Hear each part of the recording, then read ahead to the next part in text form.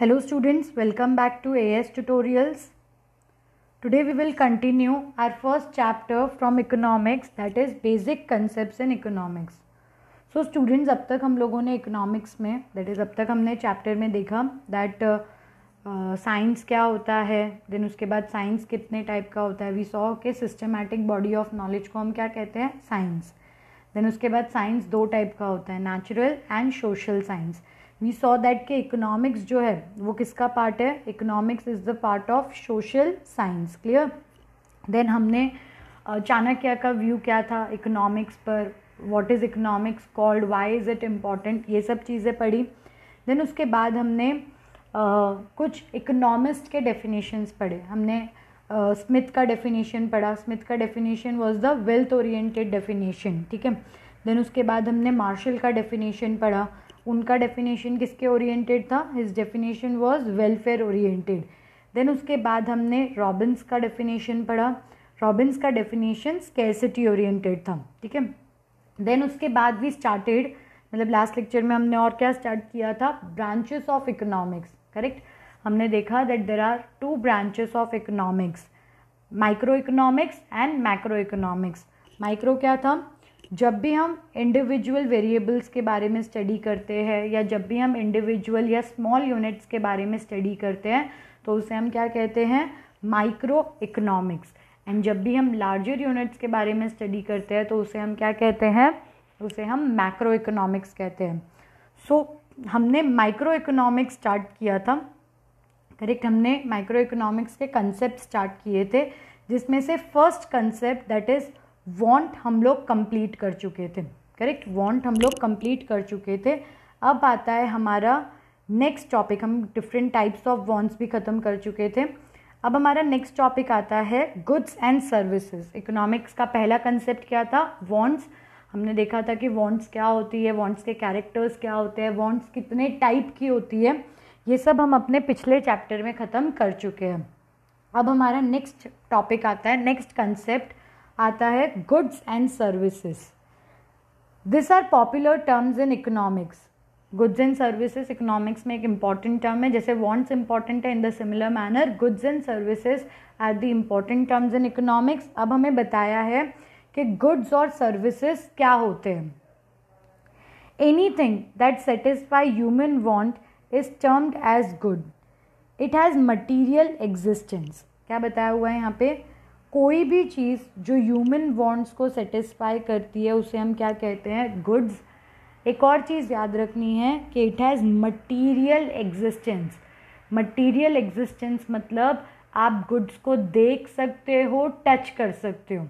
ठीक है. जैसे फॉर एग्जांपल अगर आपके सामने एक पेन रखा है तो वो पेन जब आपको एग्ज़ाम लिखना है तो आपकी नीड्स को सेटिस्फाई करेगा, प्लस आप उस पेन को टच भी कर सकते हो, आप उस पेन को देख भी सकते हो.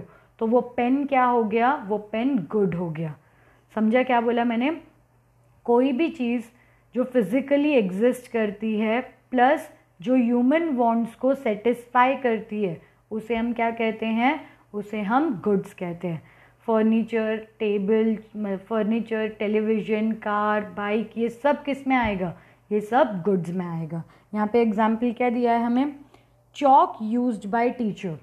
चॉक टीचर के नीड सेटिस्फाई करती है, साथ साथ में आप चॉक को देख भी सकते हो, छू भी सकते हो, तो चॉक क्या हो गया, चॉक इज द गुड. ठीक है. Services also satisfy human wants but do not have any material existence. क्या बोला हुआ है यहाँ पे कि गुड्स और सर्विसेज दोनों वांट सेटिस्फाई करती है, बट दोनों में फ़र्क क्या है, दैट गुड्स का फिजिकल एग्जिस्टेंस होता है. मतलब आप गुड्स को देख सकते हो, उनको छू सकते हो, लेकिन सर्विसेज को आप देख और छू नहीं सकते. जैसे टीचर जो चॉक यूज़ कर रहा है, आप उस चॉक को देख सकते हो तो वो चॉक गुड्स है, लेकिन टीचर का जो टीचिंग है आप उसे सुन सकते हो, महसूस कर सकते हो, लेकिन देख और छू नहीं सकते, तो उसे हम क्या कहेंगे, सर्विस कहेंगे. समझा. जैसे अगर अभी आप सपोज लॉयर के पास जाते हो, ठीक है, तो लॉयर आपको एडवाइस देगा और उसके बदले में आपसे पैसा लेगा. वो एडवाइस आपके वांट्स को सेटिस्फाई करेगी, लेकिन आप उस एडवाइस को देख और छू नहीं सकते, आप सिर्फ उसको फील कर सकते हो। मतलब इन शॉर्ट सर्विसेज जो है उनका मटीरियल एग्जिस्टेंस नहीं होता। मतलब सर्विसेज को हम टच नहीं कर सकते, सर्विसेज को हम देख नहीं सकते, हम सर्विसेज को फील कर सकते हैं, समझ सकते हैं। समझा क्या बोला? दोनों में क्या डिफरेंस है? पहला देखते कॉमन क्या है। तो गुड्स एंड सर्विसेज में कॉमन ये है कि दोनों ह्यूमन वांट्स को सेटिस्फाई करते हैं। ठीक है, डिफरेंस क्या है कि गुड्स एग्जिस्ट करते हैं, गुड्स का फिजिकल एग्जिस्टेंस होता है, लेकिन सर्विसेज का एग्जिस्टेंस नहीं होता। सर्विसेज फिजिकली मटीरियली एग्जिस्ट नहीं करते। ठीक है, टीचर चॉक यूज़ कर रहा है, आप वो चॉक देख सकते हो, लेकिन टीचर जो पढ़ा रहा है, जो नॉलेज आपको दे रहा है, आप उस नॉलेज को सिर्फ फील कर सकते हो। नॉलेज को वो पैक करके आपको डब्बे में गिफ्ट नहीं कर सकता, या डब्बे में आपको पैक करके नहीं दे सकता। बिकॉज टीचिंग क्या है? Teaching is the service. Lawyer के पास आप जाते हो, लॉयर आपको एडवाइस देता है, तो वो एडवाइस क्या है? वो एडवाइस सर्विस है। ठीक है, तो समझा ये गुड्स एंड सर्विसेज क्या होते हैं? गुड्स वांट्स को सेटिस्फाई करते हैं, प्लस फिजिकली एग्जिस्ट भी करते हैं, आप देख और छू सकते हो। सर्विसेज वांट्स को सेटिस्फाई करती है, लेकिन इनका मटीरियल एग्जिस्टेंस नहीं होता, मतलब हम इनको देख और छू नहीं सकते हैं। ये हमारा सेकंड कंसेप्ट खत्म हुआ।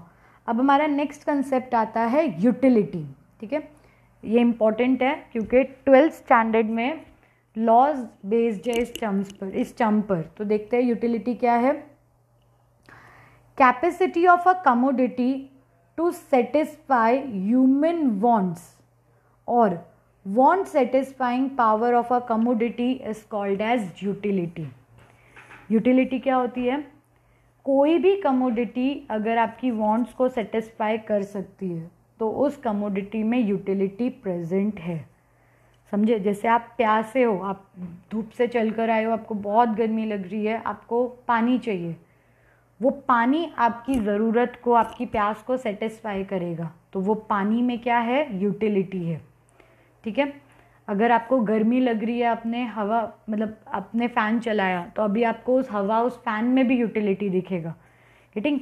यानी कोई भी चीज़ अगर आपकी ज़रूरत को सेटिस्फाई कर सकती है तो उस चीज़ में यूटिलिटी होती है। ठीक है, एग्ज़ाम के टाइम पे बुक्स चाहिए तो बुक में यूटिलिटी है, भूख लगी है, खाना चाहिए, खाने में यूटिलिटी है। गेटिंग? प्यास लगी है, पानी पीना है, पानी के अंदर यूटिलिटी है। यानी कोई भी चीज़ जो ह्यूमन वांट्स को सेटिस्फाई कर सकती है उस चीज़ के अंदर यूटिलिटी प्रेजेंट होती है। समझा क्या बोला यहाँ पे? Want satisfying power of any commodity. कोई भी कमोडिटी, कोई भी चीज़ अगर आपकी ज़रूरत को पूरा कर सकती है, आपकी ज़रूरत को सेटिस्फाई कर सकती है, तो उस कमोडिटी में यूटिलिटी प्रेजेंट है। ठीक है, एक बार रीड करते हैं हम लोग। Capacity of a commodity to satisfy human wants और want satisfying power of a commodity is called as utility. That is, कोई भी चीज़ अगर आपकी ज़रूरत को पूरा करती है, आपकी वांट्स को सेटिस्फाई कर सकती है, तो उस चीज़ के अंदर यूटिलिटी प्रेजेंट है। ठीक है, ये हमारा थर्ड कंसेप्ट हो गया। अब आता है हमारा फोर्थ कंसेप्ट, वैल्यू। अभी ध्यान देना, ये कंसेप्ट क्या है, वैल्यू क्या है।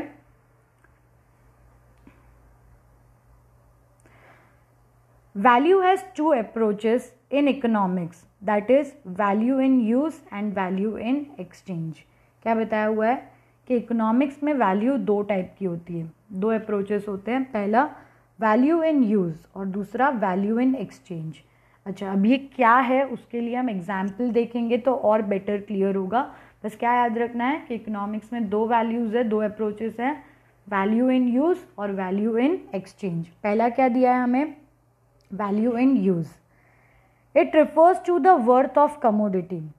In simple words, it is usefulness of the commodity. Value in use का मतलब क्या होता है? कमोडिटी कितनी काम की है, कमोडिटी कितनी यूजफुल है, उसे हम क्या कहते हैं? Value in use. For example, no one has to pay price for sunshine, but its immense worth for life can never be doubted. In economics language, sunshine has a high value in use, it is an example of free good. क्या बताया हुआ है यहाँ पे? Example हमें दिया हुआ है कि धूप या हवा, ये सब चीज़ों के लिए हमें पैसे नहीं पे करने पड़ते, लेकिन ये सब चीज़ें बहुत ज़्यादा ज़रूरी है। लेकिन इनके बिना हम सरवाइव भी नहीं कर सकते। मतलब इन शॉर्ट इनका वैल्यू इन यूज़ जो है वो बहुत हाई है, दैट इज़ इनकी यूज़फुलनेस जो है वो बहुत ज़्यादा है। Value in exchange, it refers to the worth of commodity or service expressed in terms of another commodity. When this value is expressed in terms of money, it is called price of the commodity. A good commands a price in terms of economic good. Example, TV, car, etc. Value in exchange का मतलब क्या होता है? आपको अगर कोई commodity लेनी है तो उसके रिटर्न में आपको प्राइस पे करना पड़ता है, तो उसे हम क्या कहेंगे? उस प्राइस को हम क्या कहेंगे? Value in exchange. ठीक है, जैसे आपको एक बुक लेनी थी, 100 रुपीज़ की बुक है, वो बुक आपको अपने पास चाहिए, तो उसके लिए आपको क्या पे करना पड़ेगा? 100। तो उस बुक का वैल्यू इन एक्सचेंज कितना है? 100 रुपीज़। मतलब हम प्राइस को क्या कहते हैं? Value in exchange. समझा दोनों का मतलब? वैल्यू इन यूज़ का मतलब क्या होता है कि कमोडिटी कितनी यूज़फुल है, ठीक है। और वैल्यू इन एक्सचेंज का मतलब क्या होता है कि कमोडिटी को अपने पास लेकर आने के लिए हमें कितना पे करना पड़ेगा, उसका प्राइस कितना होगा। कुछ चीज़ें ऐसी होती है जिनका वैल्यू इन यूज़ बहुत ज़्यादा है, पर उनको ख़रीदने के लिए या उनको अपने पास लाने के लिए हमें कुछ भी पे नहीं करना पड़ता। जैसे हमने एग्जाम्पल देखा सनशाइन का, बहुत ज़रूरी है, मतलब वैल्यू इन यूज़ बहुत हाई है, लेकिन क्या हमें सनशाइन खरीदना पड़ता है? नहीं, मतलब उसका वैल्यू इन एक्सचेंज कुछ भी नहीं है। समझा? वैल्यू इन यूज़ क्या होता है? कमोडिटी कितने काम की है, और वैल्यू इन एक्सचेंज क्या होता है कि हमें वो कमोडिटी कितने में खरीदनी पड़ेगी, कितना प्राइस उसके लिए पे करना पड़ेगा। अब जैसे मैंने आपको एक एग्जाम्पल दिया कि कुछ कमोडिटीज़ ऐसी होती है जिनका वैल्यू इन यूज़ बहुत ज़्यादा होता है और वैल्यू इन एक्सचेंज कुछ भी नहीं होता। यहाँ पे हमें उसका एक वो दिया हुआ है, लॉ कह सकते हैं हम, दिया हुआ है water diamond paradox of value. मतलब अभी आप वाटर देखोगे, ठीक है, आज के टाइम पे हमें वाटर के लिए भी पे करना पड़ता है, बट 20-25 ईयर्स पहले हमें वाटर के लिए पे नहीं करना पड़ता था, तो उस टाइम पर ये पैराडॉक्स बना था। अब यहाँ क्या दिया है? Some commodities have a high value in use but low exchange value, example water. Whereas some commodities have low value in use but high exchange value due to its scarcity, example diamond. क्या दिया है कि कुछ commodities है जिनका value in use बहुत ज़्यादा है, पर उसके लिए हमें पे बहुत कम करना पड़ता है। जैसे पानी है ना, without water we can not survive, पर हमें उसके लिए पे कम करना पड़ता है। कुछ कमोडिटीज़ ऐसी भी है जिनका वैल्यू इन यूज़ कुछ भी नहीं है, लेकिन वैल्यू इन एक्सचेंज बहुत ज़्यादा है। Example diamond. डायमंड नहीं है तो हम मर जाएंगे, ऐसा पॉसिबल नहीं है ना। हम डायमंड के बिना सर्वाइव कर सकते हैं, लेकिन हमें डायमंड का वैल्यू बहुत पे करना पड़ता है, मतलब उसका एक्सचेंज वैल्यू बहुत ज़्यादा है। तो इसे हम क्या कहते हैं? Water diamond paradox. ये क्या एक्सप्लेन करता है? ये हमें एक्सप्लेन करता है कि कुछ चीज़ें यूज़फुल होती है बट फिर भी उसका एक्सचेंज वैल्यू कम होता है, और कुछ चीज़ें जो यूज़फुल नहीं होती बट फिर भी स्केर्सिटी की वजह से उनका एक्सचेंज वैल्यू ज़्यादा होता है। गेटिंग? जैसे डायमंड कुछ काम का नहीं है, विदाउट डायमंड हम सर्वाइव कर सकते हैं, लेकिन क्योंकि नेचर में डायमंड कम है इसलिए उसका एक्सचेंज वैल्यू ज़्यादा है। समझे? तो यहाँ पे हमारा next concept that is value ख़त्म होता है। वैल्यू क्या है? दो टाइप के वैल्यूज़ होते हैं। वर्थफुलनेस को हम कहते हैं वैल्यू। वैल्यू इन यूज़ मतलब कितनी काम की चीज़ है। वैल्यू इन एक्सचेंज मतलब कितने में हम उसको खरीद पाएंगे। फिर हमने डायमंड और वाटर का पैराडॉक्स पढ़ा, वेयर वी सॉ के वाटर का यूज़फुलनेस ज़्यादा है पर हम प्राइस पे कम करते हैं, एंड डायमंड का यूज़फुलनेस कम है लेकिन हम स्केर्सिटी की वजह से उसका प्राइस ज़्यादा पे करते हैं। ये सनशाइन के लिए भी हो सकता है, धूप के लिए कुछ भी पे नहीं करते बट यूज़फुल कितना है, ठीक। सो इसे हम क्या कहते हैं? Water diamond paradox. अब हमारा नेक्स्ट टॉपिक आता है वेल्थ। नेक्स्ट टॉपिक क्या है हमारा? वेल्थ। वेल्थ वर्ड हमने बहुत बार सुना है, पर आज हम उसका एग्जैक्ट मीनिंग क्या होता है वो देखेंगे, उसके फीचर्स क्या होते हैं वो देखेंगे। Wealth refers to anything which has market value and can be exchanged for money. कोई भी चीज़ जो मार्केट में बिक सकता है, गेटिंग, और जिसको हम मनी के बदले एक्सचेंज कर सकते हैं, उसे हम क्या कहते हैं? वेल्थ। गेटिंग, कोई भी चीज़ जिसका मार्केट वैल्यू होता है और जिसको हम मनी के साथ एक्सचेंज कर सकते हैं, उसे हम क्या कहते हैं? वेल्थ। जैसे फॉर एग्जांपल आपके पास में सपोज लैंड है, ठीक है, लैंड का मार्केट वैल्यू भी होगा, और अगर आपको पैसे चाहिए तो आप लैंड बेचकर पैसे भी कमा सकते हो, पैसे भी ले सकते हो, तो उसे हम क्या कहते हैं? लैंड क्या हो गया हमारा? वेल्थ। आपके पास गोल्ड है, गोल्ड का मार्केट वैल्यू भी है, गोल्ड को आप सेल भी करके पैसे कमा लोगे, तो गोल्ड भी क्या हो गया हमारा? वेल्थ। मतलब इन शॉर्ट, कोई भी चीज़ जिसका मार्केट वैल्यू हो और जिसको हम पैसे के साथ एक्सचेंज कर सकते हैं, उसे हम क्या कहते हैं? उसे हम वेल्थ कहते हैं। ठीक है, अब कोई भी कमोडिटी वेल्थ बनेगा, उसके लिए 4 कैरेक्टरिस्टिक्स फुलफिल होनी चाहिए। अगर ये चारों कंडीशंस फुलफिल होती है तो कोई भी कमोडिटी को हम वेल्थ बोल सकते हैं, बट अगर सेटिस्फाई नहीं होती तो वो वेल्थ नहीं है। To be regarded as wealth, a commodity must possess the following characters. अगर वेल्थ कंसिडर करना है तो यूटिलिटी मतलब यूजफुल चीज़ होनी चाहिए, स्केर्सिटी मतलब कम होनी चाहिए। मैं हवा क्या बोल सकते हैं, थैली में बांध कर बेचूंगी तो nobody is going to buy it, जबकि वो बहुत वैल्यूएबल है, बहुत इंपॉर्टेंट है, यूजफुलनेस बहुत ज़्यादा है, but nobody is going to buy it. क्यों? क्योंकि नेचर में एयर बहुत प्रेजेंट है। गेटिंग, अगर मैं उसी की जगह डायमंड बेच दूँ या डायमंड दे दूँ तो डायमंड के बदले मुझे पैसा मिलेगा। क्यों? क्योंकि डायमंड लिमिटेड है, डायमंड का स्केर्सिटी है। तो कोई भी चीज़ वेल्थ कब होगा? जब वो यूजफुल है। सेकेंड, जब वो नेचर के पास कम है, दैट इज स्केर्सिटी है। तीसरा, ट्रांसफरेबिलिटी, मैं चीज़ को ट्रांसफ़र कर सकती हूँ। और चौथा, एक्सटर्नलिटी। अगर ये चारों चीज़ है तो ही हम उस कमोडिटी को क्या बोलेंगे? वेल्थ। लेट्स सी ये सब क्या क्या है। पहला, utility. A commodity must have the capacity to satisfy human want. कोई भी चीज़ को अगर आप वेल्थ बोल रहे हो, आप उसको बेचने वाले हो, तो उस कमोडिटी के अंदर वांट सेटिस्फाई करने का पावर होना चाहिए, मतलब यूटिलिटी होना चाहिए। जैसे फॉर एग्जांपल फर्नीचर, रेफ्रिजरेटर, इसको हम क्या बोलेंगे? वेल्थ बोलेंगे, क्योंकि ये चीज़ें सामने वाले पर्सन के वांट्स को सेटिस्फाई कर सकती है। ठीक है। Scarcity, a commodity must be in supply in relation to its demand if it is to be included in the term wealth. Example, all economic goods for which price is paid. Scarcity मतलब it should be limited in the nature, demand ज़्यादा होनी चाहिए and supply कम होना चाहिए, तो ही हम उस चीज़ को wealth में consider करेंगे। अगर supply excessive है तो फिर वो wealth नहीं है। Transferability, a commodity should be transferable from one person to another as well as place to place.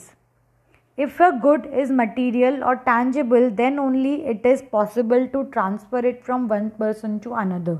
Vehicle, jewelry, etc. Transferability मतलब अभी जैसे फॉर एग्जाम्पल मेरे पास नॉलेज है, तो वो नॉलेज वेल्थ नहीं है। क्यों? क्योंकि मैं वो नॉलेज को नॉलेज को one place to another transfer नहीं कर सकती। या सपोज मेरे पास कोई डिग्री है, नॉलेज तो ठीक है, I can transfer it, degree है, ठीक है, मेरे पास कोई डिग्री है, मैं उस डिग्री को ट्रांसफ़र नहीं कर सकती।